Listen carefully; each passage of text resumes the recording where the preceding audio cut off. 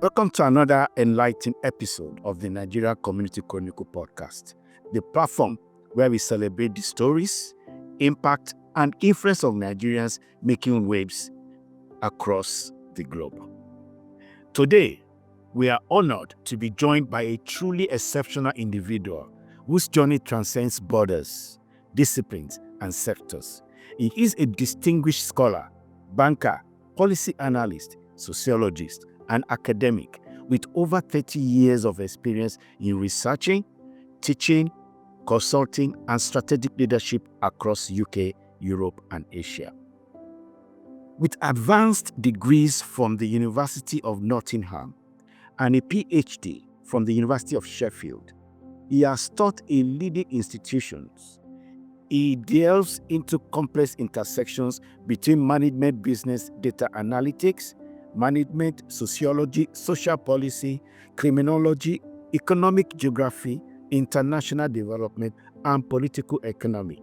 His work is theoretical and deeply grounded in practice, ranging from aviation and security to social protection systems in the global south. Currently a lecturer of business, economics, data analytics, management, and healthcare management in UK universities, and serving as Deputy Lead Governor at Nottinghamshire Healthcare NHS Foundation Trust. He brings an incredible, diverse, and rich perspective to our conversation today. Please join me in welcoming the visionary, the academic powerhouse, and the consummate professional, Dr. Gbenga A, PeeGee, Shadare, PhD, FHEA, to the Nigerian Community Chronicles Podcast. Dr. Shadare. Go on. I don't think anybody can top that. Anyway, thank you for honoring me with this invitation. I also should say that I feel humbled, first of all, by those accolades. I don't even know where I came from. And I feel very honored to be here. I just want to also commend the good work you and your association and your team you are doing to showcase the talents of many amazing Nigerians all over the globe. Thank you for having me. Thank you. Thank you very much, Dr. Shadare. Thank you for joining us today. Okay, let us start from the beginning, if you like. Can you please tell our viewers a bit about your early life in Nigeria and what inspired your journey into such a wide range of academic and professional disciplines? Okay. To go back, how do I start? Okay, I would say thank God for, first of all, I would say thank God for the kind of upbringing that we had.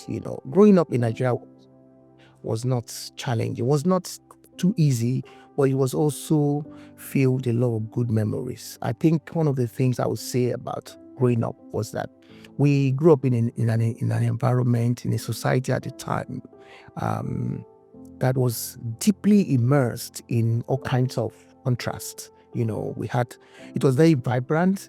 We had communities that were pulsating with color, with life, with music, and there was a lot of resilience. People were resilient.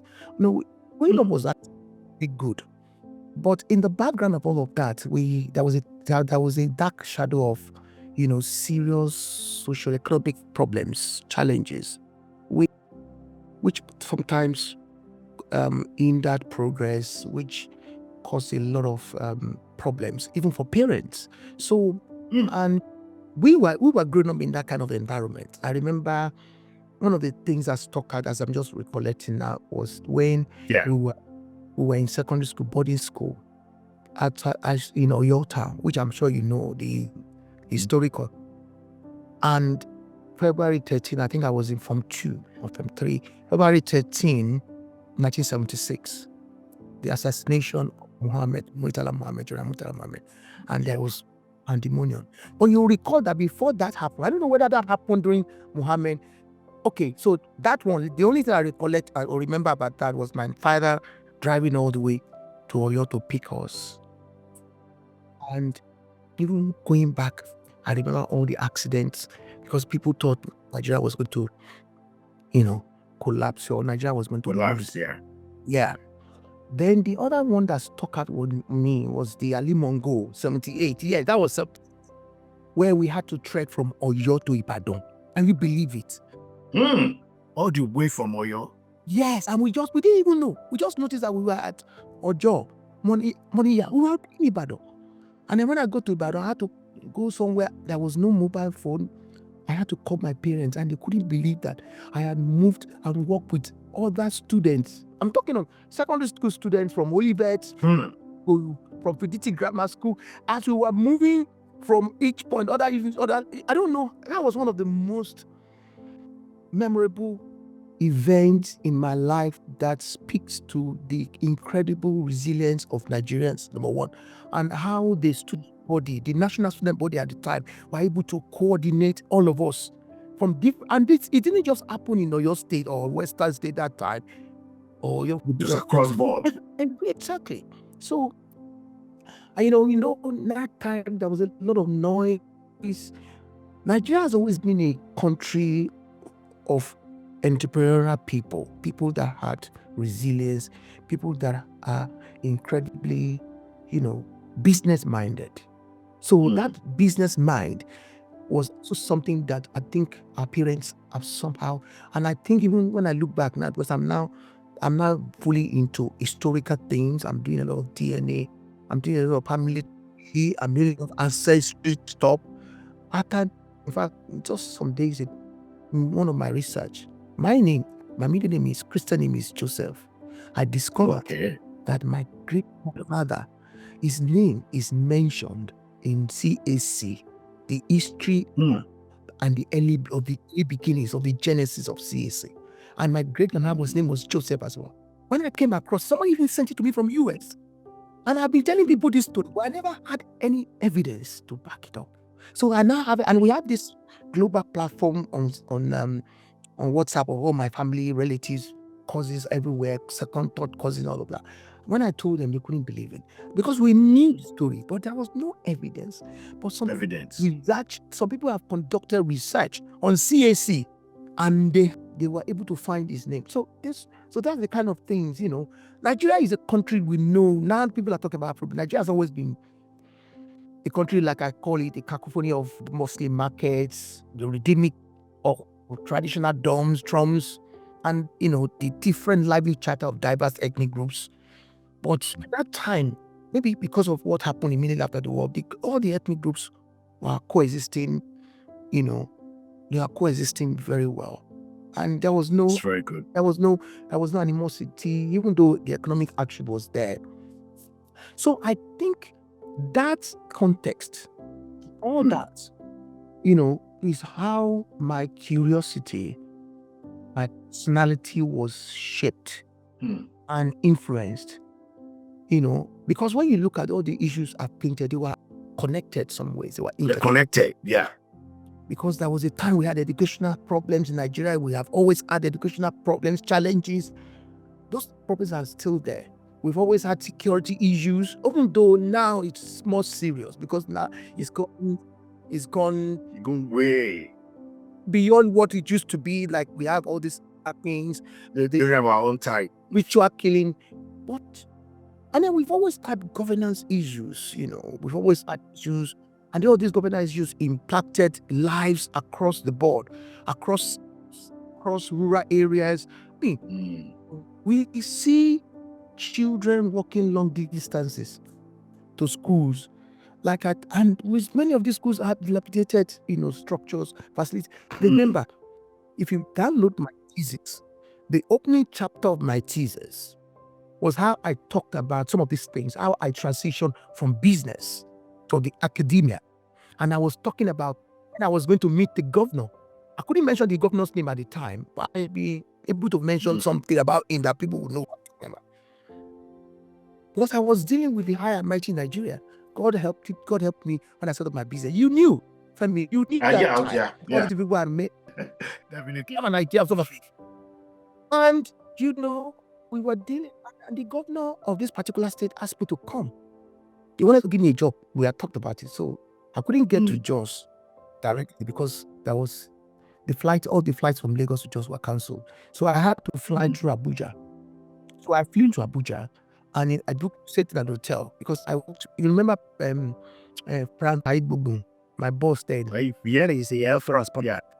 I mean, come, yeah. And Frank and I worked together on the Vision 2010, and we got to know many people. And so this person got to know me through that contact, and he asked me to come. That he wanted to meet the business, that I should not let you leave Frank and all of that. Anyway, I went, and when I was going, so I got to Abuja. I was traveling. So this is what I wanted to say about the schools. I was traveling by Jos to Nasarawa State. Actually, not Jos. Yeah, I was going to go to Jos to meet him in Jos. Yeah, Jos. And I was traveling from Abuja. You know, Abuja is well developed. As soon as, and it was early in the morning, I took this cab, myself and my team. We just prayed for the entire cab to drive. He came to pick us at the hotel, actually. My brother. That, I think, was one of the most impactful moments in my life.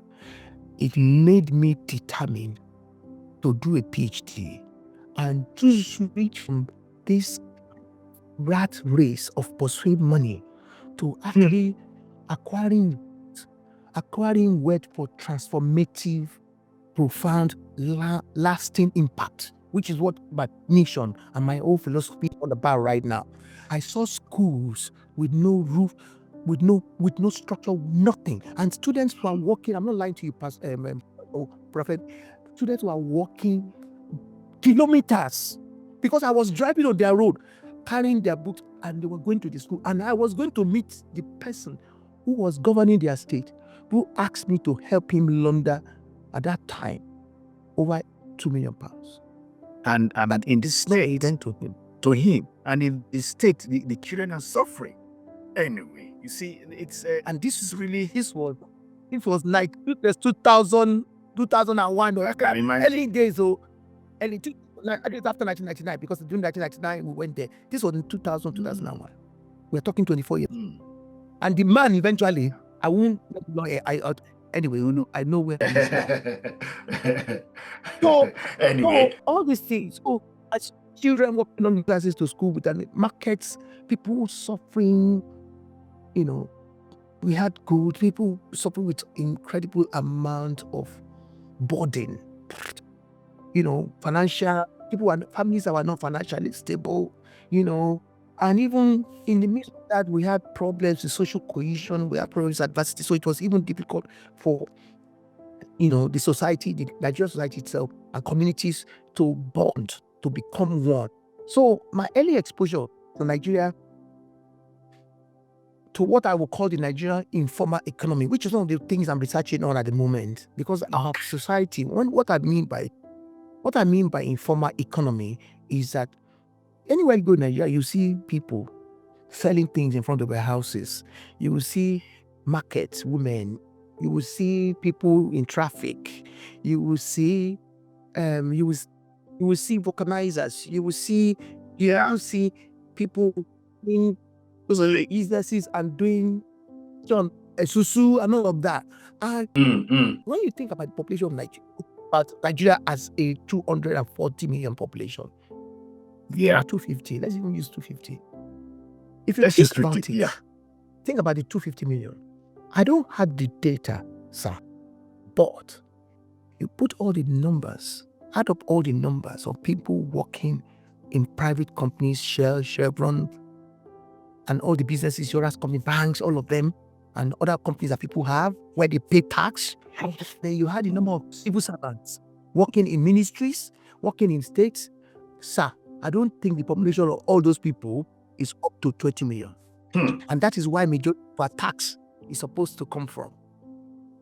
So 20 million people out of 250 million tells me that we have over 80% of our people working in the informal sector, where they don't pay tax, where the government doesn't have, you can't capture tax. Many of them do cash-based transactions. Many of them they pay.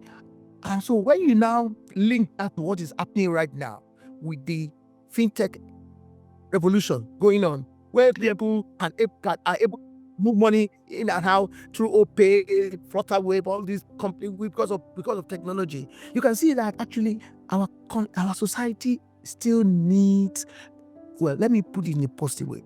There's a large room to be optimistic about Nigeria because the potentials for greatness are there. 80% of our people are not paying tax.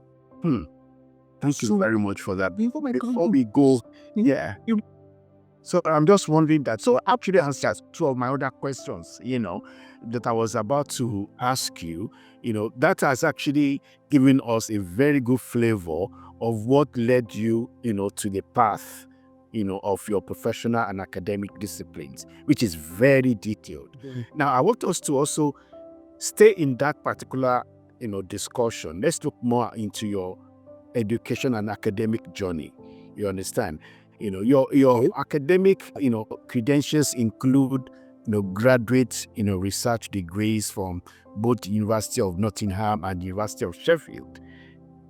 What was the experience like studying and conducting research in UK, and how did it influence your academic lens? Because that is what I know you were almost going into that before because I want you to elaborate on that. That's a good question, actually. I've never really thought about it the way your prior question was framed. But I think, and let me start by saying, I think my foray into academia is something that I needed to do. I think we've had this conversation before many years ago, Femi. I've always wanted to be in academia. In fact, I stopped going to that academia because I got married and settled down, and my father was not happy with me, that I had shift that into the background, sort of, and focus on raising my family at that time, my young family, my late wife and kids. My father never gave up on me until his death, until the breath is last. He told me, Gbenga, you must go. And my late wife as well. In fact, the last my late wife said to me before she died was, Gbenga, get a PhD. My brothers, everybody, get a PhD. So it's always been something that was there. And when I totally embraced the idea of getting a PhD, I made up my mind with intentionality that I was not going to do it in Nigeria. Because I already had a master's degree, 2% degree from Nigeria. I had an MBA from LASU. That MBA for me was, with due respect to LASU, I was more into the politics, politics when I was in the MBA. I think I mentioned I was coordinating large classroom of big executives, directors of banks, everything. I was coordinating them. Till today, they respect me. And I was spending more time sorting out their issues. I was like their student rep. And then I was the only person that was voted twice unopposed. And I'm proud of that. To the point that even if I signed up like in LASU, but I knew that I didn't apply myself in the way I would have loved to into that MBA program. I just basically the concept. I wanted to do the MBA the way I wanted to do it. So guess what I did? I went back to do MBA again at Lagos Business. And then by that time he said, yes. Because that was my own idea of how a school should be. I did OMP3. Yes, OMP3, which was for owners of business, owner manager program. That's what OMP means. Right. I did OMP, and I was already doing business. That was when I was operating from. By that time, you had left Nigeria, come back again, and that were and I was running my finance house there with Fumbi Taiwo and all of I remember and Anu Iboye and all of us were doing very well. Investment Alliance, Watermark, and we were really doing good business. We were getting money, we were running finance, and I was doing checks. I was printing checks. I was coming to UK. Remember when I used to come to the UK? Years of that. So I did FHEA again. So I had to go and do MBA. That was expensive. By the way, the first MBA at LASU was expensive. It was no joke. Even to do it at that time was expensive. It's expensive. So when I did the second MBA and I came for training in UK, and I had to attend some courses that my directors approached me, because I was also getting involved into the Anti-Fraud Foundation, and I was becoming an ACFE. I became an ACFE. I was delving more into financial courses and all of that because of my financial a business and, the financial services company I was running, I developed a taste for education. But I couldn't even do master. I wanted to move to Canada with my late wife. I couldn't even come for master because I didn't want to abandon my business. My business was doing well. But when my wife became sick, then I realized that, if this woman dies, something's going to change. But I was hopeful she was going to be alive. So I was traveling, and then I was getting contacts with the team. I was traveling all over. I was going to South Africa. People were seeing the way I was presenting. So what was happening? So what actually sealed the deal for me to go back into Ademja? I've given you this long story, but the short answer to your question was that when these companies that I didn't knew how they heard about me found out that I'm very good in presenting and I speak from the heart, I speak with passion, which is what I get from my student now. They told me, we want you to come to South Africa. Come and work for us. Come and do training for. I got that invite in London, sir. By the way, I got it in London. Then one of the lady who's now my friend, Bainbridge, I forgot, Osla. Yeah, Osla Bainbridge said, Gbenga, you should be a lecturer. Go and get a PhD. And when you hear things like that, people are telling people don't know you. Yeah, very motivational. They don't know you. They must have seen something in you. Yes, I agree. So that basically solidified the idea of going back to school for me. So it was even no brainer. So when my wife eventually died, and when I lost my wife, the only thing I needed was for my father, my spiritual father, and my father, my adopted father, who was a big successful man, Apostle for the lay of blessed memory, may so rest in peace. Baba loved May so me rest in like his peace. own son. So when my wife died, I just told Baba, I've lost my interest in doing business. Baba said, Bimba, this business, I will give this business to the people. Thank God I've set up a structure, they will run it. I need to go to the UK. I need to stay in the UK. My parents-in-law are grieving. It will be my chance to let them know that I feel what they are feeling. But I will also be doing a master's. Baba said, why don't you do PhD? I said, no, let me go and do another master's. So I got admission into 4 Sheffield. Got admission into 4 universities. So Baba said, okay, I will pray about it. Then I decided to go to Nottingham to do public policy. And guess what happened? God prepared by me Nottingham for me. I did not pay for my accommodation because I just lost my wife. That was in 2008, January. I started my master's in January 2008, finished it, and then while I was even doing it, somebody offered me a PhD, and the person who offered me the PhD is still alive. He's now in another university. He has been vice chancellor of the university. And I said to him at that time, no, I don't want to do PhD in social policy or sociology. I want to do PhD in economics. And I said, I'm giving you. I said, okay, I have somebody. Do you know the person I gave to him? I told him the person is my daughter. Then I was a pastor as well. And this girl was my spiritual daughter. She has a PhD from Nottingham University. She lectures right now at Leeds. And she was then in the US. I just finished her master's. She was working with me when she went for US on scholarship. When I sent his CV to him, Professor Solbecker, he could not believe that this is the kind of person I'm looking for. The lady got a PhD done at University of Nottingham. So God even kept using me. I knew my PhD was not going to be a problem. And by the time I was ready for the PhD, the Lord himself made it easier for me. I tell people, sir, that if I had to do my PhD again with the same supervisors, I would do it again. So my PhD was good, challenging. It was challenging. It was exhausting as a PhD should. But sir, it was also, for me, it was a business. Because during my PhD, I was the oldest. I brought my business skills into my PhD program and my experience and expertise that I was attracting funding. I started my PhD paying for me as a self-funded student. I ended up getting, there was too much for me. So when I was doing my PhD, for instance, I set up an association at Sheffield, which is still running, which University of Sheffield is always thanking me for, called the All African Postgraduate Research Institute. There was nothing for the PhD student. I set it up. It's running. I was their first founding president. And through just all the initiatives, people were inviting me. I traveled more during my PhD than I have done since I've finished my PhD. I went to teach for courses in Norway, in Hong Kong, in Germany, in Belgium, many France, US, Canada. That some of the businesses I'm doing now that even made me to get a lot of Nigerian students to Hong Kong. Came through that. To Norway, came through that. I have children of my own friend who became PhD holders because God used me to get fully funded scholarship. My own children benefited from it.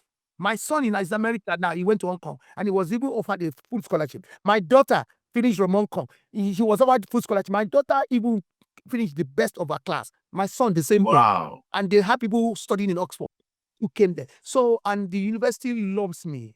And, so they saw maturity because they said most PhD students, they are too. But me, I said to them, in fact, I used to joke when I was doing PhD that I'm not going to use my PhD to work. I'm not doing PhD to teach. I'm just doing PhD because I wanted to have PhD. But now I'm teaching. So That's journey. It was, I think, yes, I think God used that move to change my life and to make me realize that there is life after tragedy. There is life after serious, traumatizing, frequent, challenging moment in life. Because I lost my wife. But I remember. that coming back to the UK, that coming back to the UK for me was God give me a second chance at life. And that second chance, that second opportunity brought me to where I am today. So I am grateful. I will be eternally grateful that I had that opportunity. And I want to thank God for giving me the spirit of boldness to be able to do what I will explain that to you. I left my children in Nigeria and I came here. That was bold and risky. Yeah, very true. And Very true. My children are all doing very well today. Thank Even he God. cannot explain how it happened. But the spirit of boldness and courage, which Baba Alile, may his of blessed memory, told me, it was only one. I said, Daddy, if you tell me to go to UK, knowing what I have to deal with, I will go. He said, give me 2 weeks. Baba Alile called me back after 2 days and said, Gbenga, God, go to UK. And that was so. That's how I'm going to answer that question. My 3 year friend was after my PhD, 2 things are happening. So let me just stop there. All right, let's look at your expertise and the social impact into your journey so far. Because there's one particular area that I would like you to explain or give us a little bit of brief on it, because I'm sure that will really inform our viewers. You mentioned how your work covered an incredible breadth, which we all agree, from aviation to criminology to welfare systems and environmental issues. But how do you integrate these fields in your research and teaching? I personally am curious. I think what I'm going to say is that I don't want to sound too religious or I don't want to sound too spiritual, but I'm going to put it in a very simple way. I think, and maybe this will help somebody that is listening to me. I don't know when this will go live. Yeah, definitely. That's what I will put it. Every phase or facet or every stage of our lives, whether it is good or bad, in whatever discipline, in whatever field, in whatever profession, is not wasted.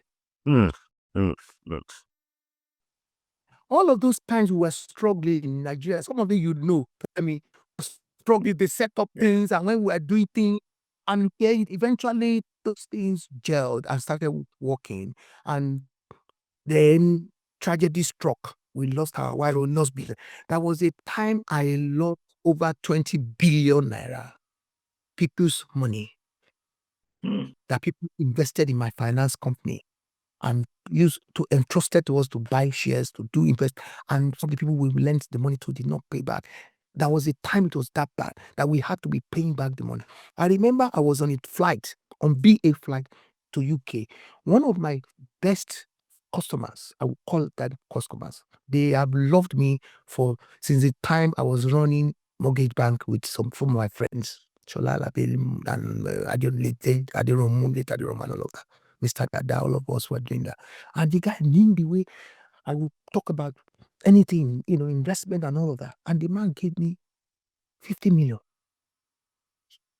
His wife, and both of them are of chartered then. I'm talking of 1999, 1997.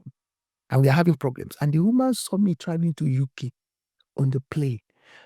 I had then just secured my first check printing contract, which was worth a lot of money. And God knew I was going to use that money to pay them off, even though it would have wiped up all my savings, all my profit. And the woman saw me on the plane and was shouting, disgraced me. Gbenga, you are running away from Nigeria when you have not paid our money. You promised to pay 5 million last week. You didn't come, and now you didn't even tell us you are going to England. Guess what happened? My friend, who didn't know, who was working for the bank, gave them a check of 5 million there. I said, you can't stop me. He told me about it. And I told my friend, this is why I'm doing this security printing business. So I thought I was doing security printing business to diversify my business. I didn't realize that God was using that to help me repay the money. I told you it was 20 billion. I repaid most of it through the contract I got through security printing. And when I was starting security printing, some of my staff, who now, most of my staff, they are still loyal to me. They are still in love with me. We are still together. If I'm one of my most loyal staff, his son did wedding. I gave him 3 million naira for it. I'm getting the glory of God. Those my staff then, they were saying our guy is losing focus on finance, investment, on investment alliance. They were laughing at me. But that company, when finance broke down, that was what saved us from going completely bankrupt and out of business. So as I'm saying this, I'm sharing this story to highlight and illustrate the fact that in life, I totally agree with you. every moment, every period matters. So how does that connect to my teaching, connect to my PhD, connect to what I'm doing now? I am drawing life experiences. I'm drawing examples from everything I have experienced. And I think the fact that I went to PhD as a mature student, I was doing PhD with children who are old enough to be my children, that I had experienced life helped me. And in my teaching, in what I teach all kinds of disciplines. Also because I have the experience. I've done different things in life. And my CV, my resume is loaded with many instances of seemingly unconnected, unrelated disciplines, but I have been able to bring them together. I've done advertising. I was a director. My friend appointed me of his advertising company. You remember our friend Edward? I mean, I was that he knew more advertising to people. I have done publishing. I have done finance, banking. I have done trading. I have sold tires before. I have imported all kind of things to Nigeria with money. So, and I have done business because I was in the bank. I've done credit. I've managed savings account. I've managed, people's investment. I've worked in shares, and I was even working with stock exchange because Baba brought me. So I have this rich tapestry of experiences. So I think what helped me was that I was able to use my thirst for knowledge, my passion for knowledge, to be able to see how to bring them together. All those things are connected when you look. And when I was able to establish a connection, teaching became easy for me. For instance, I could talk to people in any discipline. I could talk public health. I could talk. When I was asked to go and teach social work, some people in my department said, "Why should we talk? It doesn't have to be that one." My professor said, "Gbenga will shock you when he goes and teach social work." When I started teaching the social work students, I was teaching them law. I mean, I was teaching them practice and something. I can't remember research methods. They wanted me to come and teach them other courses, because they said this is the best lecturer that actually brought things home. And many of the students were foreign students who didn't even speak English, who came to UK and worked as care assistant, network support workers, and who wanted to have a degree to be able to help them become professional. Professionals. So my confidence grew from all of that. The opportunities I was afforded a lot, and that's another thing. I was afforded a lot of opportunities, and I did my utmost best, sir, ensure that I never disappointed the people who entrusted me with those opportunities. The people, That's very, very key. the people who opened the doors for me. I remembered like in Yoruba báyìí máa sọ, rántí ọmọ ẹni tí ìwọ ń ṣe. Tí wọ́n ṣe. Bí wùwà bí ọmọlúwàbí. I remembered all those values, all those ethos that they were drummed, their parents drummed into our ears. And I knew that I could not afford to disappoint them. So anytime an opportunity or a door was open to me, an opportunity was afforded me, I always come with that mindset that God is using this opportunity for me to be a good ambassador to the people that are looking up to me, so that through my own conduct, my professional conduct, my integrity, other doors can be open for many others coming. So that is what I do. So I in a way, that is also that explains my philosophy and my obsession with excellence. You have to have an excellent. So I hope I've answered the question. Can you get a little bit for me? I didn't know that we would go this far. It's for our viewers, because don't forget that we have this Jackma syndrome, and we have a lot of Nigerians traveling abroad. And we've had stories, situations whereby people were lied to before coming. But when they get here and listen, or even before they leave the shores of Nigeria, and listen to people like yourself, that will inspire them. That will give them heads up. That will give them the direction. And that is one of the reasons why we started this project, so that people of our own age can find a way to inspire the younger ones, people coming behind. So you can see the way the questions have been crafted is just to be able to draw out, a kind of answers that will give direction. Yes, your story, So I mean, I'm very happy with what you have said, and that is why I didn't interrupt you, because I can see the openness. You are talking from the heart. This is priceless. For those it's priceless. Now let's look further a little bit, closer to home.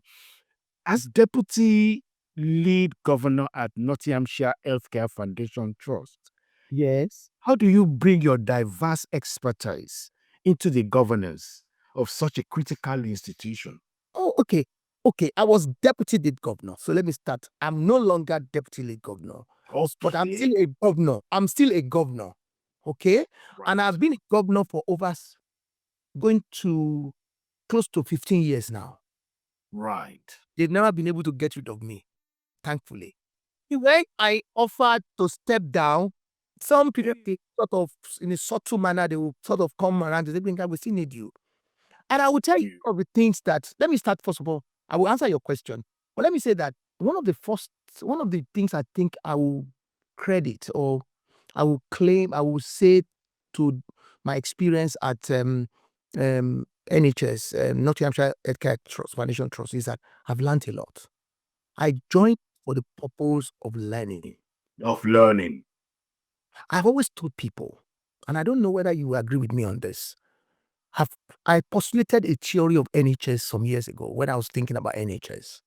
NHS, in my opinion, I'm going to make a very powerful statement now, and I hope somebody else disagree with me. It might even be a topic for PhD. NHS is the most influential university in the world. Even though it is not called a university, NHS is a university. Let that sink in. What is a university? University is a place, a fountain of knowledge. It's a place of knowledge and wisdom. It's a place where people are trained, tutored, mentored, and knowledge is produced on a vast scale. That is what NHS represents. NHS is. NHS is built on knowledge. What drives NHS? And that is also could be its undoing. We can have an intellectual conversation about that. But I will tell you that. So I'm fascinated by the whole idea of NHS. Maybe I'm also biased because I love NHS. So as deputy lead governor and as governor, my primary responsibility was to ensure that, number one, governance, the governance framework that we have is effectively promoting inclusivity, equitable because it was a mental health foundation. Mental health and outcomes for our patients, particularly within the community that we serve, so that we can be seen to be working in the interest of the community. So, and my job as governor is to hold the directors to account, ask critical questions, ensure that things are done well. So, how do I do that? In my mind, I told you, there's something I have in mind, in this my brain, which I'm also teaching. I'm also applying in my practice and teaching as well. I call it intersectional governance. Remember, I told you, I've been in different Sectors, yeah. sectors. The beauty of being a governor or belonging to the Council of Governors, you can look at our website, is to meet people from all shades of opinion, background, nationalities, race, and people with all kinds of experiences. For instance, when I was deputy league governor, my governor, who just stepped down, was a former principal of a further education school. As a matter of fact, sir, one of the people that later became a governor was was the head of department of my University of Nottingham when I was doing masters. And she's a graduate of Oxford. She got a master's and PeeGee from Oxford University. She came to be a governor, and I was her boss as a deputy league governor. And we also have professors from Nottingham Trade Universities we have people with all kinds of impressive resumes.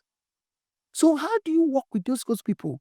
Intersectional governance, which means you consider the different, overlapping identities, experiences, lived experiences, knowledge, different knowledge, because we all have different knowledge base because of where we come from. And then you can now see how you can use all of that, the way those things intersect and mingle together, how you can use it to deliver meaningful services that is supportive, that delivers what is meant for our patients across the mental health spectrum. So it was good. And the thing about the approach, the thing about the intersectional governance approach is that I will consider everything that not most typical run-of-the-mill managers probably not consider. I will consider race. So when you're telling me something, I'm not going to dismiss it, because I'm going to be listening to you, because I know that thing is familiar to you because of your background. When somebody is Bengali who is talking about something, I will consider the race. I will consider the economic background, the class. I will consider the migration status. So even me that is a member of the league, a member of the council, I'm talking based from my experience. Listen, sir, one of the things I told them when I joined, when I interviewed for the position, was that, and I was voted it was an elected post. Was that, look, I don't know much about mental health, because with the communities where we come from, you and I know, we see mental health as a stigmatizing, It's stigmatizing syndrome. Let me call it like that. As a stigma. We don't want to talk about it. We pretend it doesn't exist. So a lot of our people who have mental health, we even associate mental health to some kind of metaphysical, spiritual problem that people have been afflicted with. Oh, one share ni àwọn kan ló ń ṣe láti ilé. Of which 40%, we don't see that people can have episodic mental health problems that could be a function of the kind of life they've lived. If somebody lost their job and it came suddenly, it was spontaneous. Or look at COVID-19. Somebody could not go to work again because he's lonely at home, and the only place he could socialize was work, and suddenly forced to take out to nobody. That person can develop mental health. It is not a function of somebody but so the migration, so the gender, the age, the disability, and how they are connected, and how we can use the knowledge, the ideas that comes from those separate things, we can use it to collectively deliver and implement a very truly, authentically inclusive mental health services. So that was my role, therefore, was to scrutinize everything. Anything that I have to scrutinize: participation, representation, how that devolves in, or how that could inform decision making. And also, I keep I practice self-reflection. I'm a reflective practitioner. So I always ask myself and others, what is missing from the table? Something comes to me, I'm looking for what is missing. What is missing? Yeah. Gap. And how I can also represent the underrepresented, those who are excluded, how I can be a voice for them. So anything that talks about delivering and designing healthcare services, mental health care services, I am always eager to involve myself in those discussions, because that is the only way I can be of value to my own community. So Very true. I'm the voice at the table for those community. So, and I always try to recognize where there are gaps in even representation, where I can also advocate for broader inclusion. And I have to also admit that I wasn't the only one practicing it, which is a good thing. So there are other people who subscribed to this philosophy of intersectional governance. So together we were able to engage the different communities, particularly the diaspora communities, people who had this inhibition, who had this kind of attitude towards mental health. So now, if you see within Nottinghamshire, you see more people engaging with mental health without being ashamed of it, without thinking that it might be a cause for somebody to stigmatize them. If they are coming out boldly to say, "Look, I need help," or "My son needs help," or "Somebody in my family needs help," it's because of the work we've done. We were able to conduct outreaches, we had a lot of initiatives, we had community partnerships, we were talking to people in the community, and credit to NHS for giving people like us an opportunity to do that. To do that. So that we keep. Fantastic. Yeah, because when people see people like us, people that looks like them, they will be free to talk to us. So we went, They'll be free to talk. Yeah. and we were visiting all our centers, all the places that we operated from, because we had what do you call it? We had institutions where people are kept, like prisons. We have one in one town very close to Sheffield. We have one we have so many institutions where people are, if they said they have sectioned people, if somebody has committed a crime, section them. So we also manage 2 of those people. And in fact, one of the facilities we manage is one of the biggest in the UK. It's like a prison. So that some people have been jailed or serving their terms, and they still have to be sanctioned because of the mental health. Their mental state. Mental state and all of it. Yeah. So we had that. Then we had different outreaches, different centers in the cities and all of. So we were able to talk to people, and we were able to address their needs, their concerns, the cultural perspective they have to mental health. And by doing that, we were able to bring back to the table at Nottingham how the ideas that we funnel from those conversations, from those interactions, from those interfaces. We're able to use them to co-design mental health services that are culturally sensitive, that can help to reduce stigma, that can also encourage people to actually make use of the service, utilize the services that we have for them. So I would say that I'm proud to say that one of the things I will always remember about my time, I'm still there, is that we were able to bring diasporan voices to the table with the planning of mental health services. We were able to dislodge cultural stigmas, surrounding mental health, which prevented a lot of people from even accessing help. When they need it, people that actually needed the help too. Why a lot of them in our communities who didn't want to come out. You have people keeping their children at home because they didn't want say, your child is autistic, or your child has some developmental problem, or child, and they needed it. This support was there. They didn't even know about it. So through our targeted efforts, my goal personally and the goal of my colleagues was to foster that kind of structure that will reflect population, the diverse population, and we were able to also focus on delivering equitable, stigma-free mental health services that is accessible to everybody, regardless of their racial, cultural background. So for me, that is something I've enjoyed doing, and I'm not surprised I'm still there 15 years. No, you are giving, just very good selfless service to the community. honestly, I like to stay. I need a dating this back. And they say, I know. Anything for the community is voluntary. I would like to stay on this particular topic because my next question is actually designed around, Nigerian in diaspora and, community building.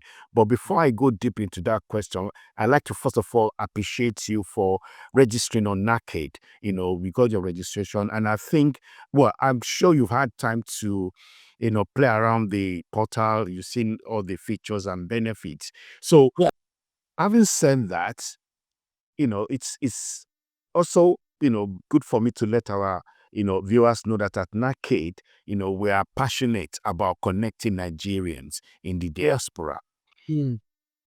How do you believe academic and professional network, can help strengthen the diaspora's contribution to Nigerian development? Coming from what you have just said, based on your work at Nottinghamshire. Okay, that's a good question, actually. Thank you. I think, okay, first and foremost, the Nigerian diaspora, and I believe it as with other diaspora, the Nigerian diaspora is, I would say, is important because the Nigerian diaspora represents what I would call an important, if not vital resource for Nigerians' socioeconomic growth and development. And we know that without the Nigerian diaspora, for instance, and their contributions to the Nigerian economy, we know empirically, evidence, we know, for instance, that maybe the socio-economic situation back home will even be worse than it is. Because when you think of remittances, the remittance that people send home is a major contributor to our economy. Has transformative impact, and it is also about not just transferring money. We also transferring to Jakpa that when people come here and people have mingled and blended and immersed themselves in this system, they go back home with some knowledge, with skills. Definitely.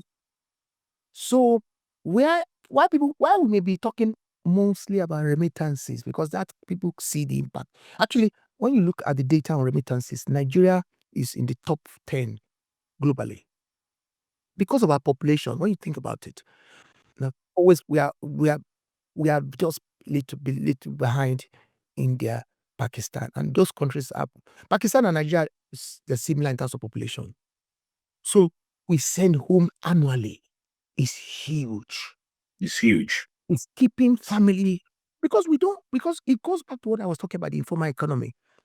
And now you can see that even talking about the next now I want to talk about knowledge repatriation, you can see how the Nigerian diaspora is even reshaping the Nigerian society. How we're reshaping Nigerian society through the knowledge that is being repatriated. We are repatriating knowledge. And we are also repatriating information and experiences and young. People use this idea of the Omodo system. Omodo from whom? As soon as the children leaves the house, our parents will go and fetch somebody from the village, from their hometown. They will bring this person, an extended relative, who is connected to you by DNA most of the time, and they will bring the person. The person will come to their domestic, to some domestic house help, serve and prepare for them. Because the children, and then the children will be providing money. But look at what is happening now, and there's no healthcare. There's nothing. Look at what is happening now.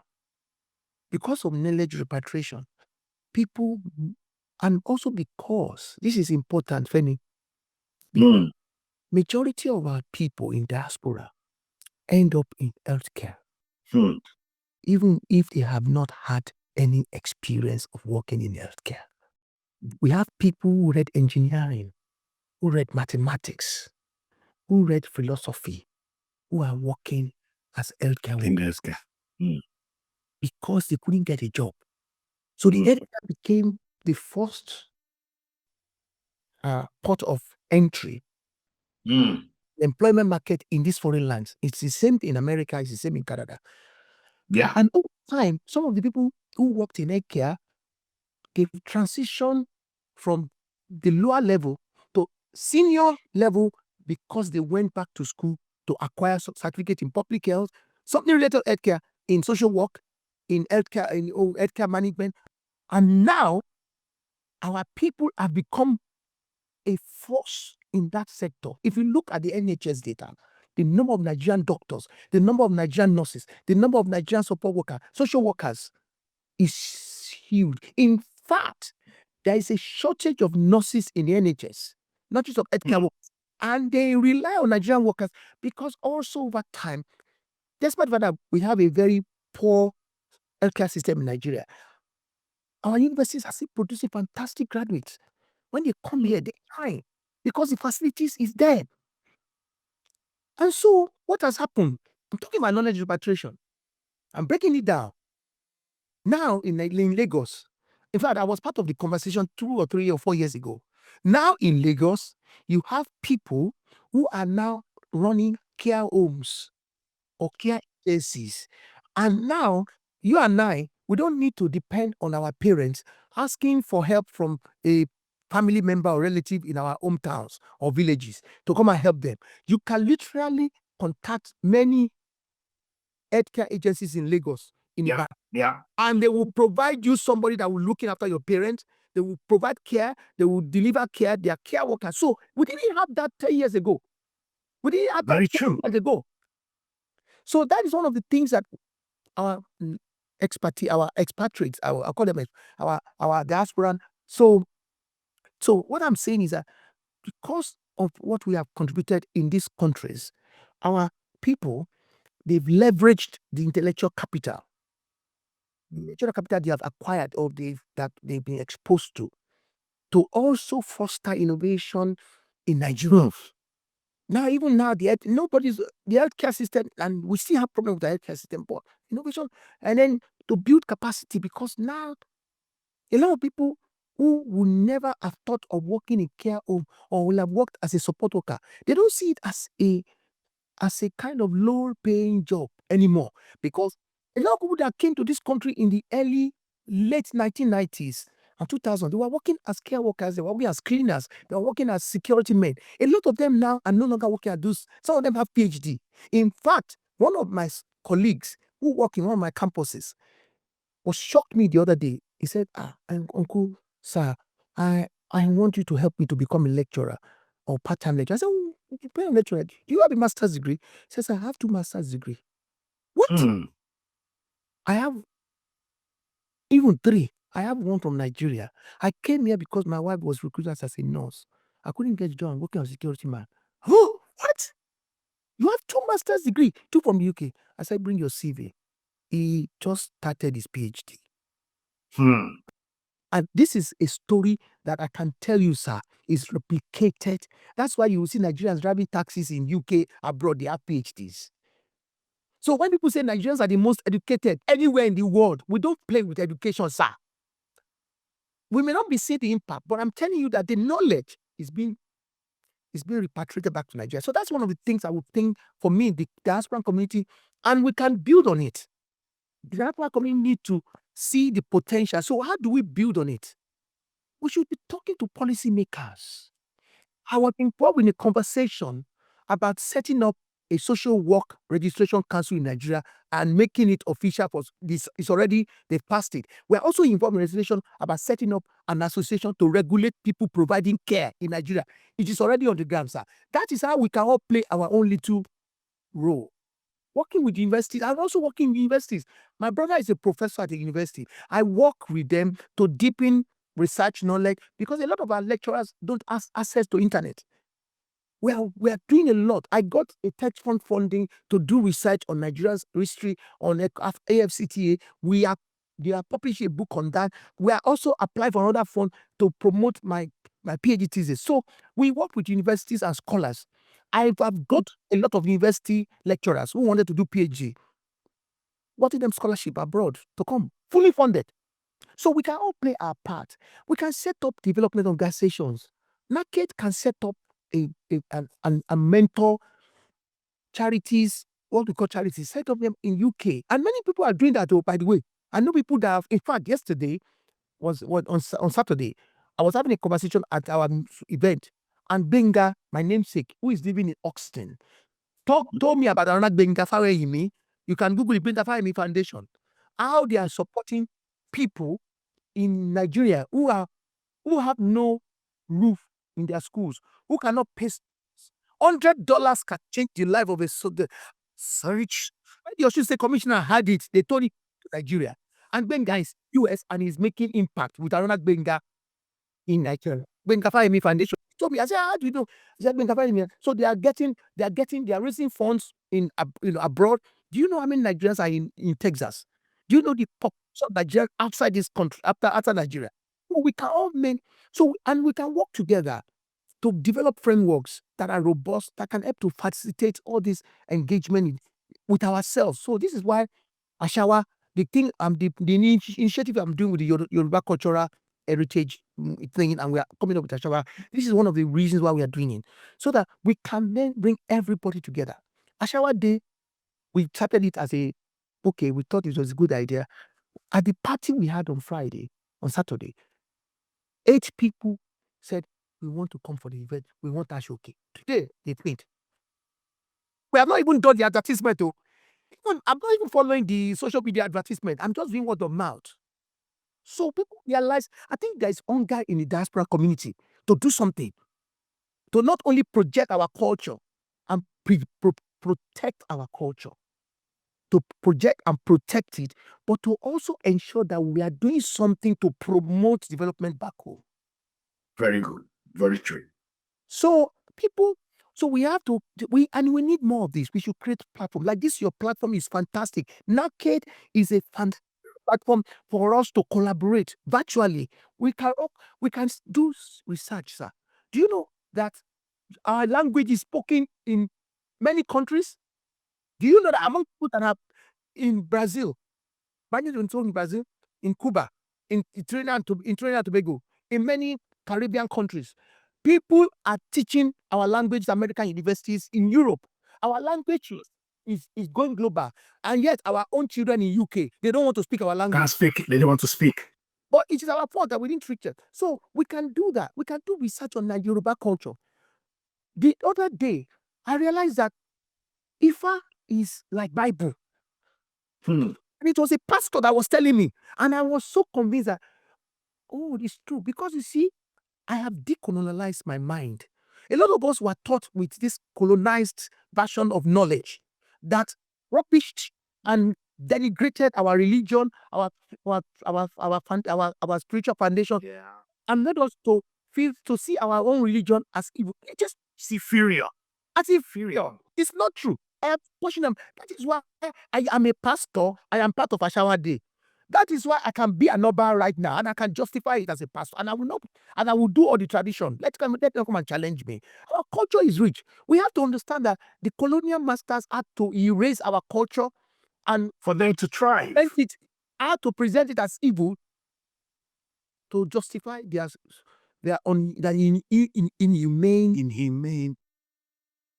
I don't, that this just all the evil things that they always on us. So we can do all that. We can do start initiative. Listen, for the glory of God, I have helped a lot of people come to UK, get PhD. I've got a PhD admission for 5 people already this year.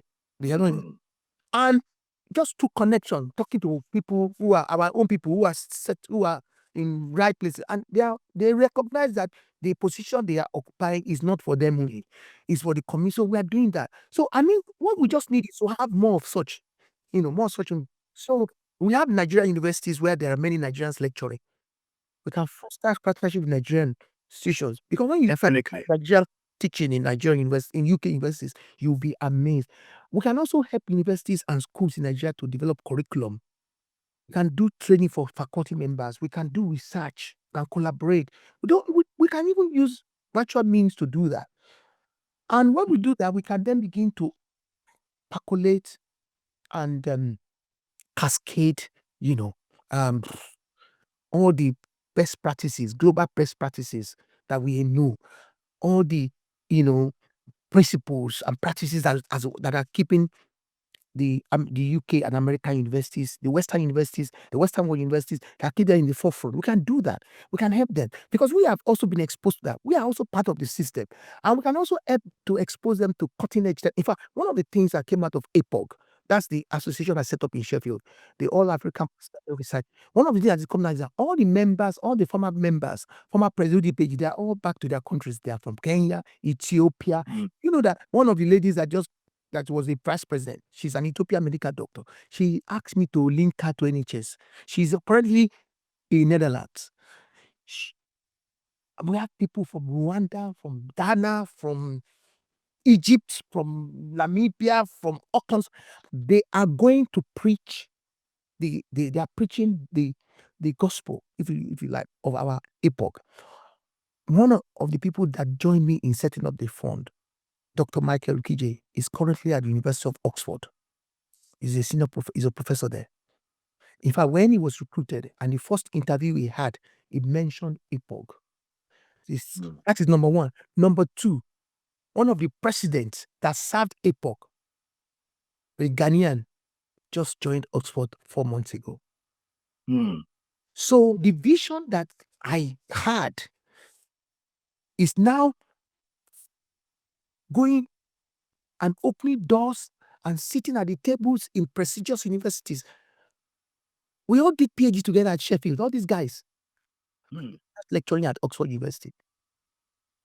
And we are still in contact. In fact, Oxford University has invited me through my friend, through Michael, to come and do some research worth millions of pounds of money. There's a research that we just did on the history of slavery. When Michael was at UCL, I was part of that research. I helped him to collect the analyzed data. And some of the things I found is the reason why, and it also validated some of the assumptions I had, is the reason why I'm passionate about Yoruba culture. People will be shocked because even in Nigeria, I wasn't wearing a teeth. Now I am promoting Nigerian culture like crazy. I don't have an old age crisis, so I don't have any old age crisis. I'm doing it intentionally. Because it appears by research. I had names of Nigerians where there was no Nigerian then, or people who came from what is now known as Nigerians, who are captured as slaves, and who the white people even wrote things about their character. And you could tell that Yoruba people, we have always been, and Nigerians, we have always been resilient. We have always been entrepreneurial. The first set of people that set up businesses and bought their freedom from slavery were Yoruba. And they have seen, they refuse to be called Fernando, they refuse to be called Perico, they refuse Portuguese name, even though they were addressed as well. So we have the evidence. So our culture is rich. We need to promote this culture. So we can do it through creating formal networks. Let's connect. We can do mentorship. You can encourage professionals, Nigerian professionals in diaspora, to actively participate, to go back to Nigeria and get themselves involved in development projects. Create entrepreneurship hubs. Teach people the business of saving and building, collective wealth. Because if 200 people came together and put in 10,000 naira and they have a huge, humongous amount of money, they can buy into corporations, they can take a seat, they can nominate one of their. So all those we can create innovation ecosystems. We can leverage technology. Look at what is happening. Two of the boys that are my cousins who were there yesterday, they have businesses in Nigeria. They are living in US and they're using technology to make money. In fact, one of my cousins, is the one that helped Flutterwave. Flutterwave attracted a lot of funding. The one that got it because he works in an investment. So we can, and technology, look at what is happening in Flutterwave. Look at how OPay and all these payments, look at how they are disrupted the Nigerian, payment system, the digital payment space, and how remittances is easy to do now. Before, you have to go UK, you have to go and call somebody on the phone. Do I me send the Nigeria, not that there anymore. You can do it on your phone. So we turn to its potential, and we can use all of this to sustain and maintain continuous, ongoing, consistent interactions that can help to build, fortify long-term mutually beneficial relations. So to end, for me, this is how we shift the paradigm. We have to see diaspora. We don't have to see people in diaspora as conduit or as people who are only there to send money home. No, Hmm. and I think a lot of people in the diaspora have fallen into that. I have had people say with their mouth, wọ́n rán mi wá ni o, iṣẹ́ tí mò ń ṣe, owó ni mo máa send owó yẹn sí Nàìjíríà ni o.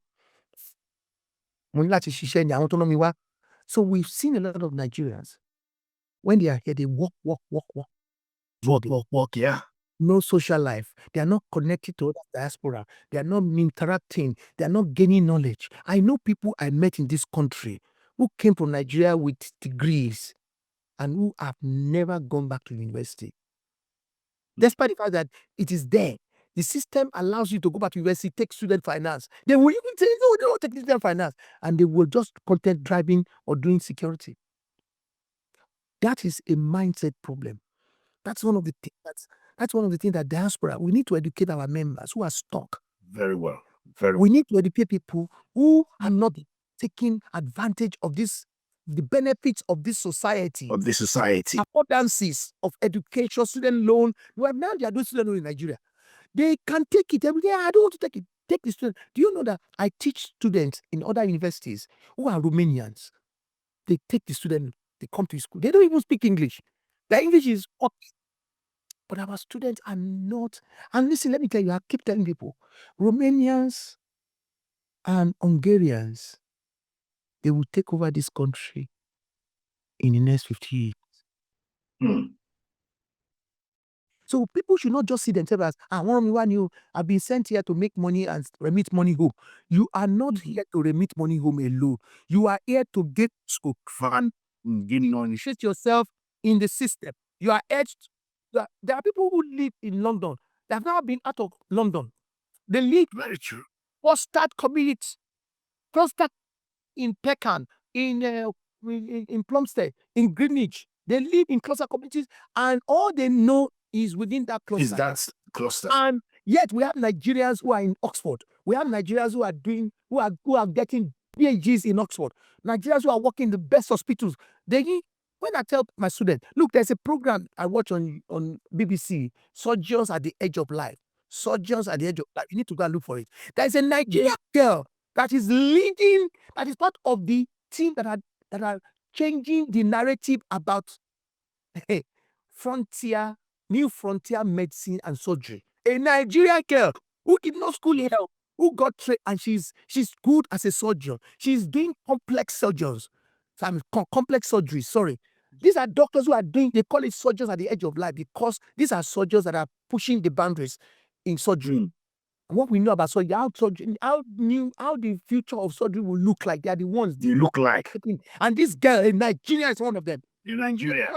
So, we should be proud of our heritage, where we come from. So, when you come here, you are here to send money home, but gain from the system.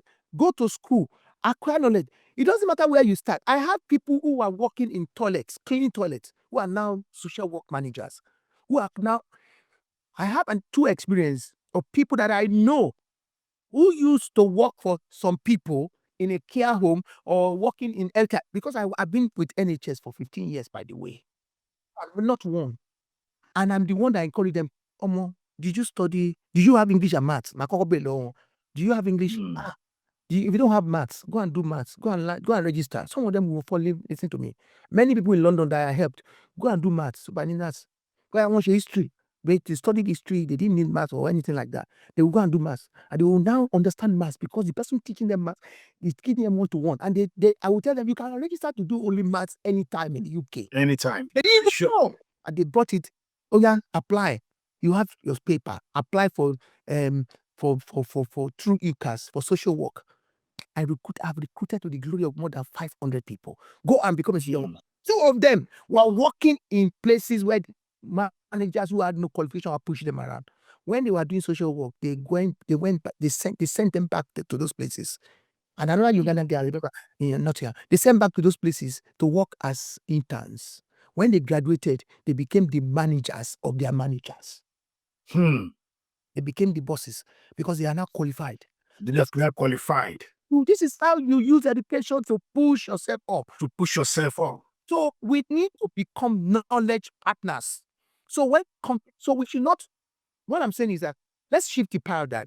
We are not remittances agents. We are not remittances people. We should not be concerned about remittances. We should be concerned about how we can cascade knowledge. We can be the funnel to promote new knowledge in Nigeria. The knowledge that will set our people free from bondage. You shall know the truth shall set you free. We should be the one telling them, look, coming to UK, it's not being so, it's tough. But if you come stuff, you can build yourself up. There are people now who are listening to those kind of messages and they're getting jobs working for foreign companies and earning dollars. Look at what content creation has done in Nigeria, for instance. People, that is how, so knowledge, as knowledge partners, those of us in diaspora, we have the ability, we have the potential to contribute to the acceleration of Nigeria's developmental trajectory. We can also engage in strategic investment through our diaspora engagement platform and money back into Nigeria, influence policies that can incentivize knowledge. This idea that knowledge is nonsense, we should just see it. The reason the Western countries we all want to move to, want to emigrate to, the reason they are leading is because they put a lot of premium on knowledge and research. So, and this will take us out of the road that can help to transform our landscape. So I will stop there.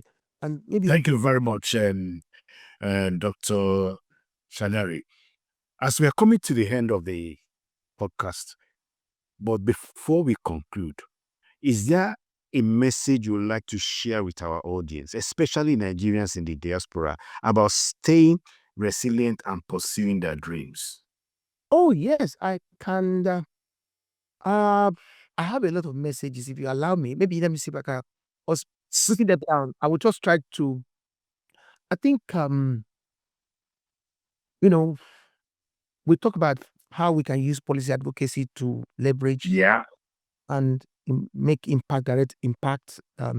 Also, we can do educational partnership, and also we can also do what I call sustainable reciprocity, which is creating a mutually beneficial, balanced exchange between those of us in diaspora and Nigeria that continues over time. And that is something that I think will not rely on one-off interventions, just doing something and leaving it. If we build a project in Ibadan or an aspect of Ibadan, let's be involved in how that project is run. Let's get up. Let's make sure that we don't just give money and we retreat. Because if we do that, we won't get the desired impact. That project will be short-lived. And it will also discourage a lot of people from wanting to do the same thing, because people will start pointing to those failed projects as examples of minimal, impactful diaspora engagement. That is not the way to do. Let's be reciprocal in the way we do sustainable relationship. Let's focus on building enduring partnerships. And when we get to work, like for instance, the Gbenga A Foundation that I talked about, they monitor this children from when they get into primary school. We have a drug menace problem in Nigeria right now.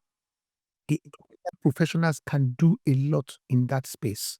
They can do a lot in that space to help to tell our youngsters to be careful of drug addiction. We have an addiction problem in Nigeria. That's an area where all professionals can go in and collectively, using the power of the diaspora, the power of the diaspora community, they can do mass communication, they can do health promotion campaigns, they can get involved, support government, So because if we build that kind of ecosystem where we can diffuse messages about the dangers of the drug addiction, about the impact it has on people, the impact it has not just on the people that have become addicted, because they are a problem for us, right? And the multiple impact it has on their families, on the society. Their family, society, friends, community. And a lot of people can stay away from that space. So the other thing is this. There's something I would love to talk about, which is mentorship and mentoring. Right. I think one of the ways diasporans can also contribute meaningfully is to do what I call purposeful pluralism, purposeful pluralism, which I think is an approach that combines both personal and professional development that is that encompasses or includes 3 principles. Number 1, integrity. And I'm going to come to that. Number 1, adaptability. And number 3, legacy. I'm talking from personal experience. Anything we do in life, we have to put integrity. Integrity define, because integrity is about our core values, about the work we do, about our ethical beliefs, about also how we can communicate and reassure and ensure authenticity. We have to people must know that we are genuine, who we say we are. And that's also how we can build trust. We can trust and engender trustworthiness in what we do. If we put integrity at the front and center of what we do, we can purposely and pluralistically change our communities because we don't trust each other. If I want to solve someone in Nigeria now, they won't want to do it because a lot of people are not. I have sent money to people in Nigeria. I mean, same thing is in Nigeria. You have people in money you have sent money to in Nigeria to build assets, they will not build it. Send money to do this, they will not do it. So integrity should be emphasized. And we need to start with that.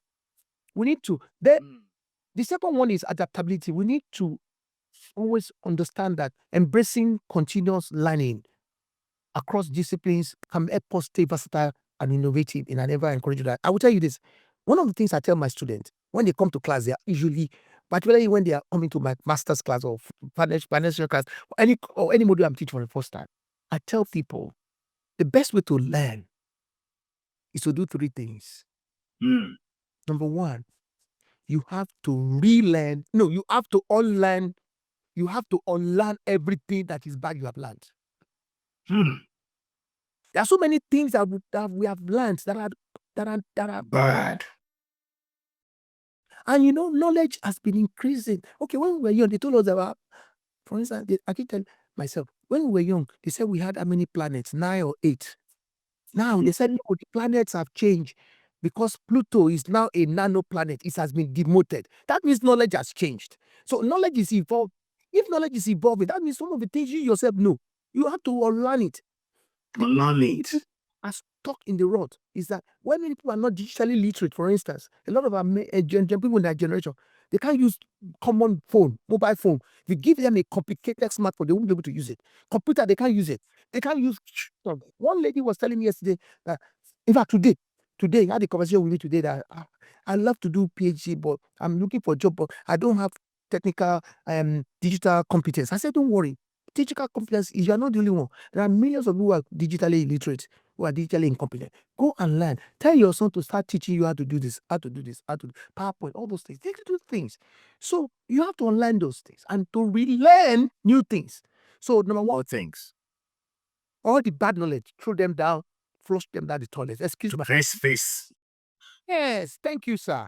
And then relearn new things. Yes. If, like you now, sir, with your nice beard, you're still looking handsome. If you are on TikTok, you're a multi-millionaire. Because people will be looking at you and saying, and then you are talking this thing. You should let the Gen Zs are good at that. They're good the platform, social media platform to promote themselves. And many of them are spending all the way to the bank just because they understand technology. Learn. Listen, sir, I'm teaching data analytics. I did not study data analytics in university. But I have to read it. I have to understand it. I have to digest it. I have to think of how I can apply it in the classroom. I have to bring my own pedagogical beliefs and philosophy into it. And when I'm delivering it, you would think I am an expert. Well, aviation security, when I was teaching aviation, I was so immersed in understanding aviation that I really went out of my way to acquire knowledge. Because this thing I'm telling you, sir, I practice it. Unlearn, relearn. That is how you become adaptable. Then when you now learn, open your mind to ideas. Don't believe in one thing. Don't say, Yoruba language, Yoruba tradition is it. That means you cannot learn. That means you don't have an open mind. That means cannot learn. Can you say Yoruba? Just because some people told you, some church pastor told you Yoruba, it is not true. Did you understand the science behind Ifa? Have you studied Ifa? Everything that the white man did to our religion was to advance their self-interest and to promote colonialism as a better option. This is why decolonizing what we need. So the other thing is to decolonize your mind. We have to decolonize our mind. A lot of people have this colonial mindset. Some people will not allow their children to speak Yoruba language. For what? Do you know that actually they are doing those children a disservice? Because Definitely. it is proven that children, when they are young, they can speak, they are multilingual, they are polyglots. They can speak many languages. So let them speak many languages, because the more languages they can speak, the better for their brain. The better for them. So what is wrong with teaching your Yoruba? What is wrong with teaching them Igbo? What is wrong with teaching them Efik? What is wrong with teaching them Twi? What is wrong? Nothing. They are languages. In fact, there are many people in this United Kingdom who do not speak good English. I am a professor. I know. Some of them will complain about my accent. I said, yes, you can complain about. If I was Chinese, you won't complain about my accent. If I was Chinese, Japanese, you will not. And those Japanese, they even speak worse English than I do.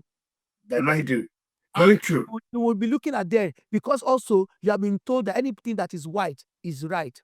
So I debunk that myth right before I start in the class. I said, I'm a proud Nigerian, I eat jollof rice. But when you tell them that, they will like, I will play like speak on radio, play a Bizobe. I will link it to Brazil, that these people are singing my language. You know, sir, there are many people singing what you call pagoda or pagode in Brazil. And the music, I will send you, I will send you, sir, I will send you music. I listen, my favorite music in the world is Brazilian music. And you know what, sir? Let me shock you, sir. It is based on Nigerian music. They use Nigerian language. Many of them have not been to Nigeria. That's why in Brazil now, they want to come to Nigeria. We have opportunities to unlock business streams through that. So decolonizing our mind is one way. And you know, when we come up, and then the last thing I want to talk about, we need to be adaptable. We need to learn. We need to know that every discipline has something to offer. We need to become versatile, because the digital transformation and innovation is going to continually reshape, reconfigure the economic landscape. And anybody that is not ready, I teach it for my data analyst, I teach it in my business class. If you are not ready, the future will overtake you and leave it behind. Definitely, I'll leave it behind. So the only way you can stay in the loop is to be versatile, is to be able to be able to adapt yourself in anything that is coming up, learning. And now, like, the most important thing is legacy. We have gotten to that point in our life where I'm thinking of what am I going to leave behind. And I think who had that legacy mindset, I'm not going to be here in 50 years' time. Well, Definitely. talk about me in 50 years' time. And if they're going to talk about me, what would they say about me? What do they say about me? If we are all mindful of that, I'm telling you, sir, that we will be conscious and intentional in how we do things. And many of us will change all the way to do. How will my current actions uplift other people? When we talk in all the WhatsApp group platforms that we talk about, I'm always glad when people are saying, Gbenga, I can't forget how you helped me to get my son to have a PhD. At least many of my classmates, A-level secondary school, God used me to get their children free education. They could not afford it. They could not have afforded the high cost of school fees, but God used me because I found myself in a position where I thought about legacy. So when the opportunity was presented to me in Hong Kong and Norway, we are looking for Nigerian students. I will do it. I needed to saw the opportunity. I didn't charge the Nigerian students anything. The school was giving me £1,000, $1,000 per student I brought. And I used my own children as guinea pigs in the experiment. So that nobody will say, one common one also abroad. They took their kids abroad and abandoned them. I have children lecturing abroad now. That was my son, my friend. My friend is a professor, and his son was working in UB. He already had the master's degree. He had a good job in UB. Sir, he's a doctor. Dr. Ayomide is a lecturer today. How I convinced him and his dad, I still can't believe it. The father is always a big, how did you convince him? I said, I gave him full scholarship. He was doing his PhD. They were paying him $3,000 every month. I told him, I said, is it not better than your bank money? I couldn't attend his graduation, but his father and parents went for it. And he's married, and I'm happy. His wife is a PhD holder. And I told him, I said, he told me, he said, Daddy, Some of his classmates now, they are regretting that. They were mocking him when he took that decision to leave the job. Now they are regretting. 6, 7 years He has progressed. He has a PhD from one of the best universities in the world. He's now a doctor and he's working and even pay for that PhD. Now, they didn't know that our economy will, Naira will go where. So, you have to be. So, I think one of the things I'm hoping to do is to look for people I can mentor. Right. Number one. Which you will get on our platform, because that's one of the And also, features. Yeah. I'm hoping to start a podcast, myself and Shadare, and we can bring Ike, or we can collaborate this to can help us to set up the podcast so that we can just be talking and we'll be bringing people in. I know a lot of people. So we'll also collaborate with people like you, like I've said, and others, how we collectively support communities in Nigeria. So Yeah, definitely.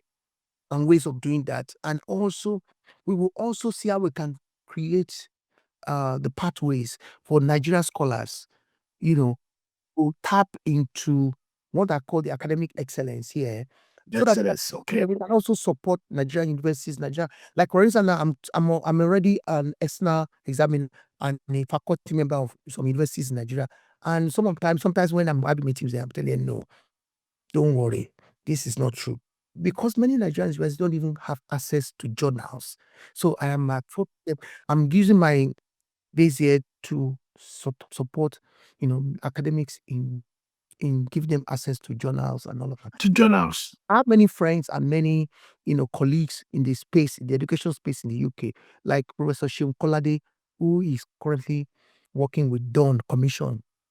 Seun Kolade done a fantastic job, and I'm giving a shout out to him, and I'm going to get him to come and talk to you. So Seun Kolade, and he has your name. He has my name and he has my younger brother's name. I bought a Seun Kolade. It is like it, yes. And you can Google him, Professor Seun Kolade. That's what I'm doing. So at Sheffield Hallam University, he's a professor there. He was my, he attended the same secondary school as me. I never met him, but his elder brother was my junior. And we are being tight. I call on you. He has an impressive resume. You resume. That man has better resume than me. I will bring it. And he's not talking about your kingdom, he's from your town. He's not talking about he's supporting, he's doing concrete things in Nigeria. Those are the kind of things we bring to this platform. And when we bring those are the kind of things we want. We need to also use them as examples to see the Nigerians are doing all over the world. And the fact that these Nigerians are doing all over the world, but yet they have the love of Nigeria in their hearts to do something back home. That is amazing. That is wonderful. So that's the kind of thing I want to be part of. And that is why I am fully in support of what you are doing. That's why I'm calling everybody to support NACADE, because NACADE is the official platform that can bring all of us together to collaborate. So NACADE has resolved a major problem and a challenge that we had before. Before now, where everybody was doing their own thing. But right now, through NACADE, we can all congregate on NACADE's platform. And through that move alone, through that congregation, we can connect, we can establish partnership, and we can do things collectively that can be more meaningful, more impactful. So I'm calling on everybody, please support NACADE. I am actually going to be recruiting people to come on NACADE so that we can brilliant. We can create that momentum. So there are many Nigerians I know. There's a lady there are two. There are many. If I can't. There is a professor. What's his name? He's an Igbo professor. Very fantastic. He's a professor of medicine. Sheffield. He has helped a lot of Nigerians to come here to study medicine. And one of his as professor, he's doing fantastic things. He's an obstetric and gynecology. He's a professor at Sheffield. There's another lady who is one of the top guns at Sheffield. She's actually currently in my department, my former department, Professor Amaka. These are people that are pushing Nigeria, promoting Nigeria global brand. There is Professor Koinsola Ademosu in Bristol. She's a medical doctor. What she's doing in Nigeria and what she's doing here is amazing. That is my son, Dr. Yusuf. What is Yusuf's Kiloriko Babe? No, Babe is my friend. Babe, Yusuf Chitu, and his wife. Both of them are medical doctors. They just came to UK 3-5 years ago. They are doing something, giving back to the community in Nigeria. In Nigeria, Celebrate people like that. Yes. Dr. BA, Dr. Michael, Dr. Michael DJ, you need to get him. He's at Oxford. You need to bring him on this platform. He is doing a big Definitely. representing Nigeria. He has met all the doctors, Baba. He has met Obasanjo. He has met Atiku. He has met all the ministers because he's like Nigerians like that kind of thing. The people from Nigeria come here, but how many people are aware of what he's doing? He's doing a fantastic job. We did this AFCTA project, the Tech Fund project together, and we continue to do things together. So many Nigerians, there are many Nigerians professors who are vice chancellor of universities, Nigerians who are doing amazing things. There are many Nigerian doctors I know. There's a Nigerian doctor in NHS in Nottingham. The man is a Yoruba man. I forgot. He's married to a white man. He's been here many years. The only thing that gives away is his name. But when he talks, you would think he's not Nigerian because he speaks. It's not Nigerian. They speak Queen English. People who are doing great, who are really, who have given Nigeria a good name. And very, very good. Nigerians are doing well in the healthcare sector. Nigerians are doing well in the banking sector. I have a lot of Nigerian young people who are working in bank. My friend's cousin and my uncle's son, my cousin actually, he's doing an amazing thing. He went to Oxford, graduated from Oxford with his brother. He runs one of the best assets management and investment firm in the UK. When they're earning money, yet he's married to a Chinese, Australian, British girl.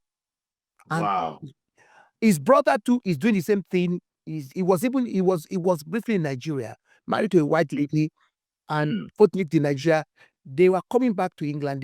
They brought the girl who was helping them, who was doing nanny work for them. The girl is a graduate.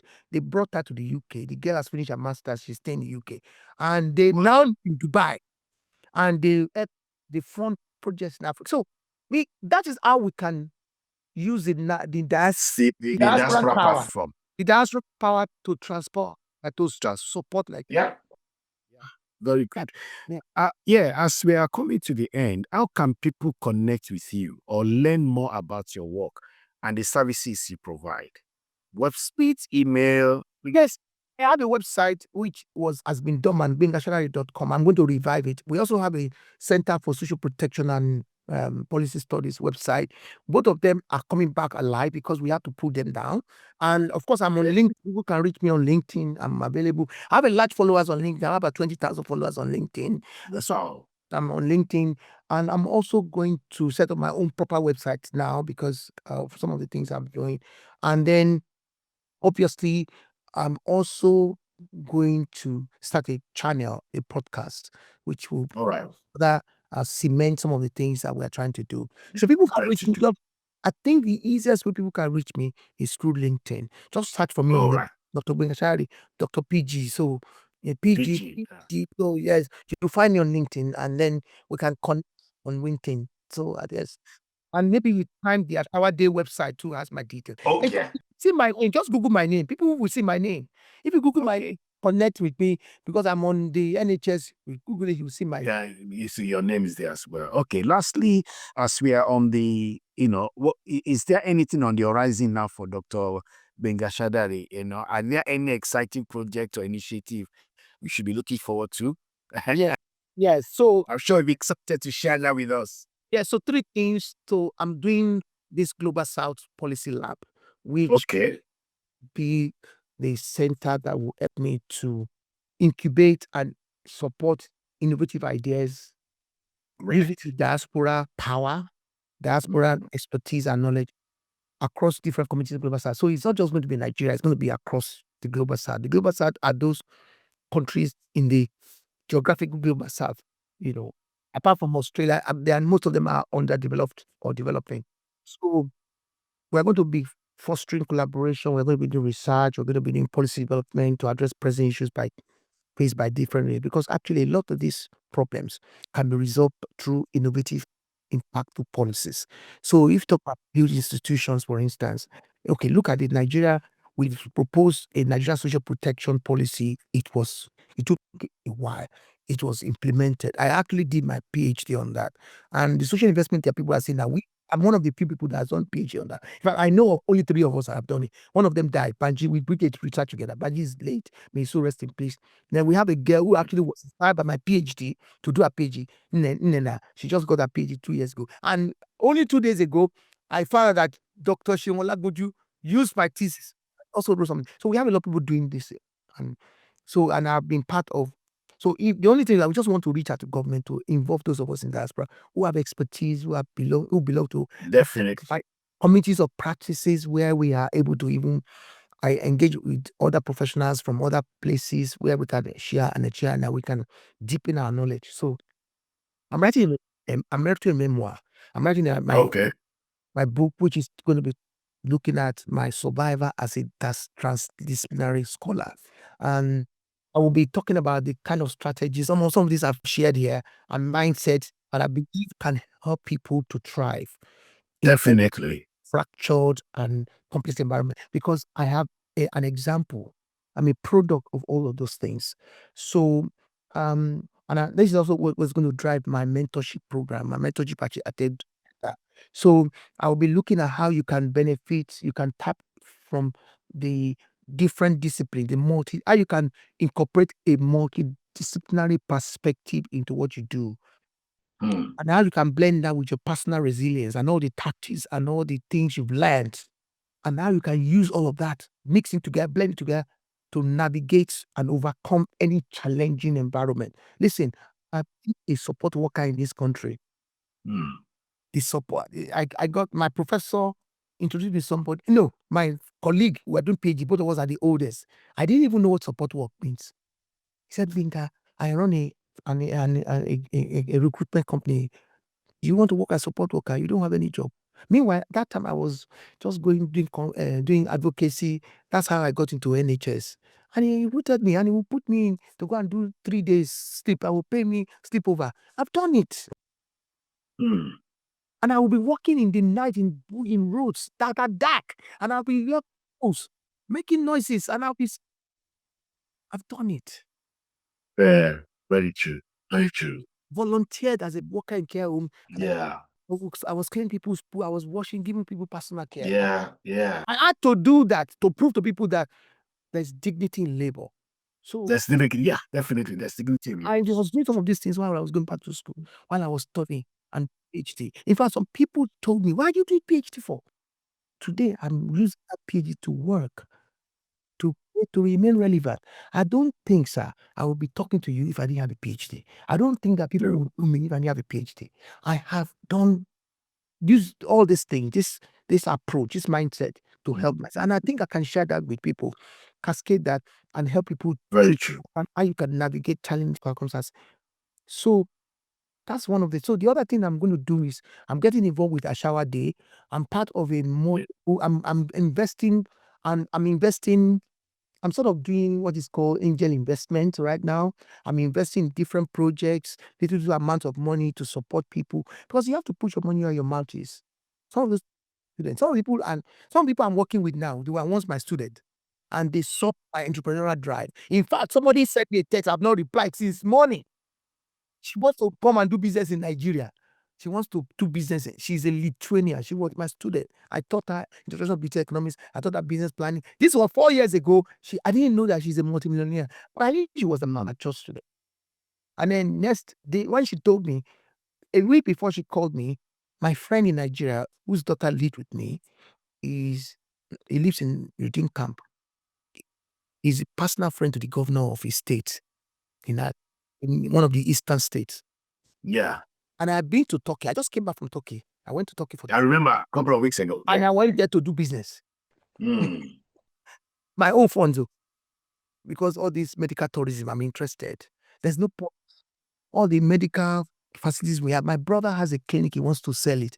I'm thinking, if we don't get somebody to sell it, can we sell it to Turkish people to buy it and be doing their transplant, ear transplant, facial reconstruction, cosmetic surgery, dental implant? They can do it. My brother has a facility. Instead of selling it, let's do an arrangement of BOT or kind of it and just operate it and run it and give us a commission. Because my brother's student are medical doctors. Our elder brother has a clinic that is fully fully functional. He has all the equipment. I can compete with any other clinic in the world. He has lived all his life to build a hospital. But now he's in his 70s. Right. Working. He needs to retire. We have a plan to sell that hospital. And I'm hot that even we are thinking about selling it. Because what's going to become that? What is his legacy? What is the legacy? Maybe we should just. I have some ideas today. I was thinking maybe you set up a foundation, employ people to run and make them managers and owners of the business. I'm going to have that as. So these are things. So I'm thinking about. So I have a forward-looking agenda. I'm focusing on empowerment. I'm focusing on mentorship. I'm focusing on resilience. I'm focusing on global operation. I'm focusing on interdisciplinary, transdisciplinary thinking. But Right. because this is what I would say: the future belongs to those who are courageous and bold enough to think across borders, and they can act beyond silos. Who are willing to work with others. That's my final thought. So Thank you very, very much, Dr. Gbenga A, PeeGee Shadare, for sharing your invaluable insights and for your incredible contributions to advancing equality, diversity, and inclusion. thank you. Thank you very, very much. And to you, our audience, don't hesitate to connect with Dr. Gbenga A, PeeGee Shadare, PhD, FHEA, to learn more about his impactful work. Also visit naked.org to stay engaged with your Nigeria heritage and community. Follow us for more inspiring stories and thought-provoking conversations like this one. Don't forget to like, share, and subscribe to our channel so you'll be the first to know when a new episode drops. Thank you for watching, and until next time, stay inspired and stay connected. Thank you, and God bless.